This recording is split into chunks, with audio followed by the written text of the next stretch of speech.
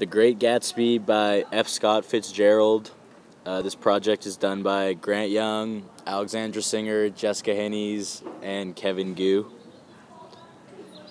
Women in the 1920s started gaining rights and joining the workforce. The 19th Amendment was ratified in 1920.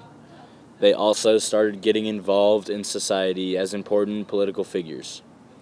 Men did not like the fact that women were gaining power and always viewed them as objects. "Daisy, Daisy, Daisy," shouted Mrs. Wilson. "I'll say it whenever I want to. Daisy, Making a short deaf movement, Tom Buchanan broke her nose with his open hand. Tom treated Myrtle in the novel as though she was an object, breaking her nose without hesitation. Men believed that women should not have their own opinions during the 1920s.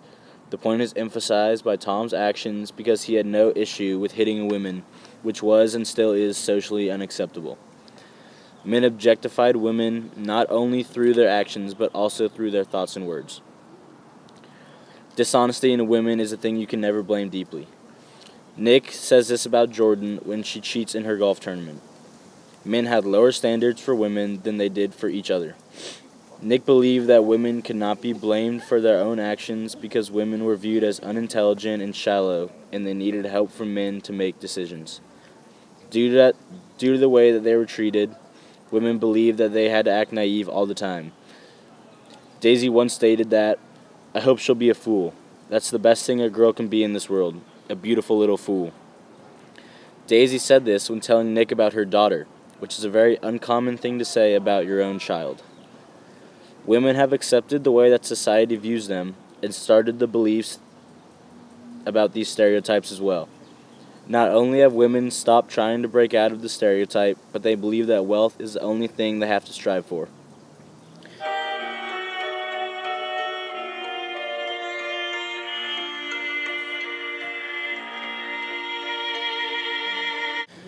"She's got an indiscreet voice," I remarked. "It's full of—" I hesitated. "Her voice is full of money," he said suddenly. That was it. I'd never understood before. It was full of money. That was the inexhaustible charm that rose and fell in it, the jingle of it, the cymbal song of it. Daisy's love towards wealth and social class is directly connected to what Fitzgerald is trying to say about women in this novel.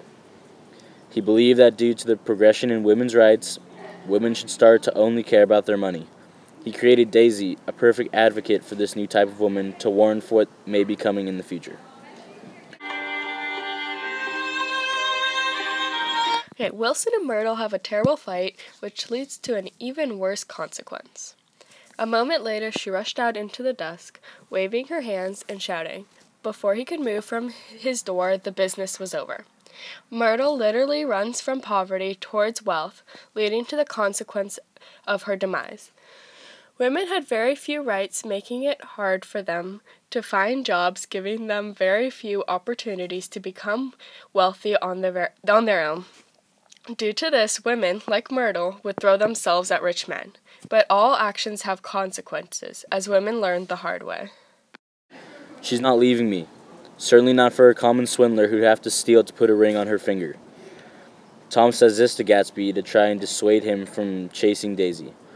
Tom believes that marriage has nothing to do with love, but has everything to do with wealth. Gatsby seems to Tom too poor to be able to steal Daisy, since he would not be able to afford a ring. Tom also expects Daisy to only be looking for wealth and status and not love, stereotyping women as gold diggers in the novel. Our final quote is, "The only crazy I was when I married him. I knew right away I made a mistake. He borrowed somebody's suit to get married in and never even told me about it. And the man came after it one day when he was out." Myrtle doesn't take into consideration that Wilson may be a loving and caring man. She only married him thinking that he had some money. Myrtle knew she made a mistake not because Wilson was a horrible husband and treated her poorly, but because she wanted to marry someone who was wealthy. Fitzgerald is making a point that women were not expected to have jobs that could support their family. Instead, they relied on their husbands. Overall, me and my group decided that throughout this novel, Fitzgerald portrays women as selfish and shallow people who pursue security over independence by sacrificing their independence and status in the social hierarchy.